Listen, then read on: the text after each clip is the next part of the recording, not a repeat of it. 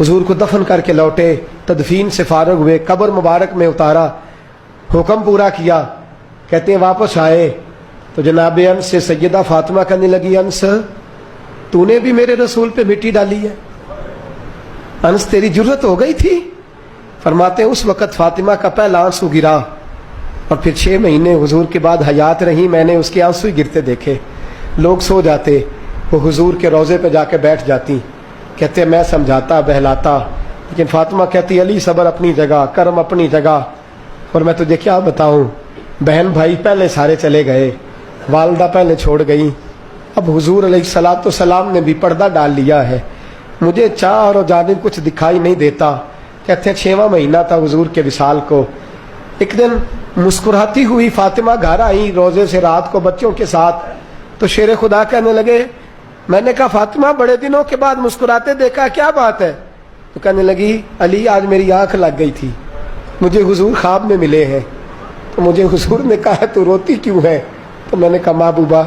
میرا دل نہیں لگتا، تو فرمایا بیٹی تیاری کر تو میرے پاس آنے والی ہے۔ حضرت علی فرماتے ہیں بس فاطمہ بیمار ہوئی، چند دن گزرے تو مجھے بلایا اور کہنے لگے علی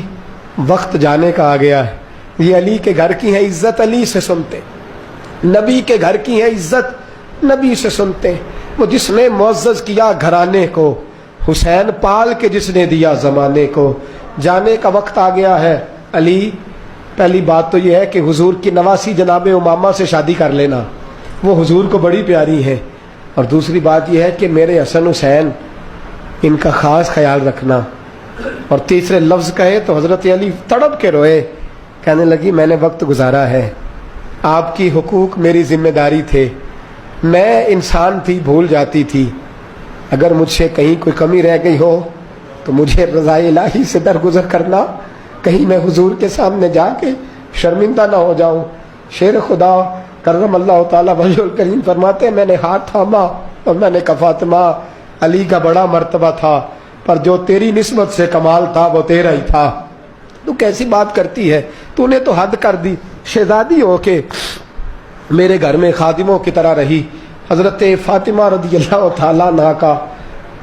دوسرا حکم یہ ہوا کہ مجھے رات کو دفنایا جائے، اور فرمایا میرے پہلے مدینے میں ایسا نہیں ہوتا تھا، یہ حضرت فاطمہ نے سب سے پہلے کہا، فرمایا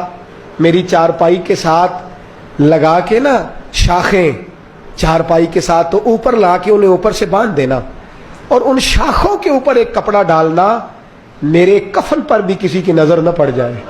میرے کفن پر بھی۔ فرمایا شاخیں لگا کے یہ وصیت کی، فرمایا اوپر سے پھر رات کو اٹھانا، اندھیرے میں اٹھانا، اور پھر کفن کے اوپر شاخیں باندھ کر گویا ایک ڈولی سی بنا کر اس کے اوپر بھی کپڑا ڈالنا، کسی غیر محرم کی میرے کفن پر بھی نظر نہ پڑے، اور علی مجھے اپنے ہاتھوں سے قبر میں اتار کے اللہ کے سپرد کرنا۔ جناب انس بن مالک فرماتے ایک قیامت حضور کے وصال پہ دیکھی تھی، اور دوسری قیامت میں نے حضرت فاطمہ کا جنازہ اٹھی تو دیکھی۔ فرماتے ہیں عمر فاروق ایک کونے میں لگ کے رو رہے تھے،